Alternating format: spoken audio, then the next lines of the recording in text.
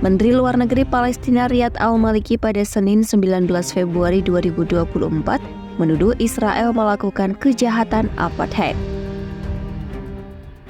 Pihaknya juga mendesak Pengadilan Tertinggi Perserikatan Bangsa-Bangsa menyatakan bahwa upaya pendudukan Israel terhadap Palestina merupakan ilegal dan harus segera diakhiri dengan tanpa syarat agar harapan akan masa depan dengan dua negara ini dapat bertahan.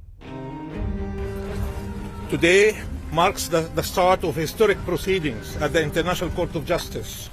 The entirety of Israel's colonial occupation regime is on trial today. Not just the apartheid, colonization and persecution by which it is brutally imposing it on the Palestinian people.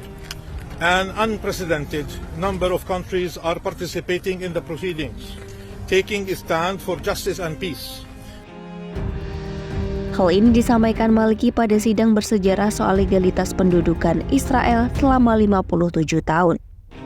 Kasus ini dibuka dengan latar belakang perang Israel-Hamas yang langsung menjadi titik fokus hari itu, meskipun sidang dimaksudkan untuk berpusat pada kendali terbuka terhadap Israel atas tepi barat yang diduduki, jalur Gaza dan Yerusalem Timur yang dicaplok.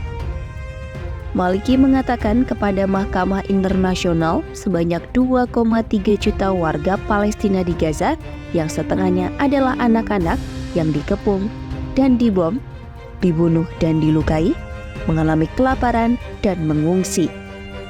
Ia juga mengungkapkan lebih dari 3,5 juta warga Palestina di tepi barat, termasuk Yerusalem, mengalami penjajahan di wilayah mereka dan adanya kekerasan rasis yang memungkinkan terjadinya penjajahan.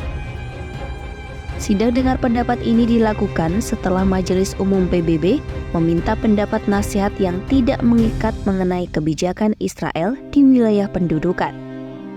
Para hakim kemungkinan akan membutuhkan waktu berbulan-bulan untuk mengeluarkan pendapat. Sementara itu, perwakilan Israel tidak dijadwalkan berbicara, namun menyerahkan surat 5 halaman kepada pengadilan pada Juli lalu yang kemudian diterbitkan setelah sidang hari Senin.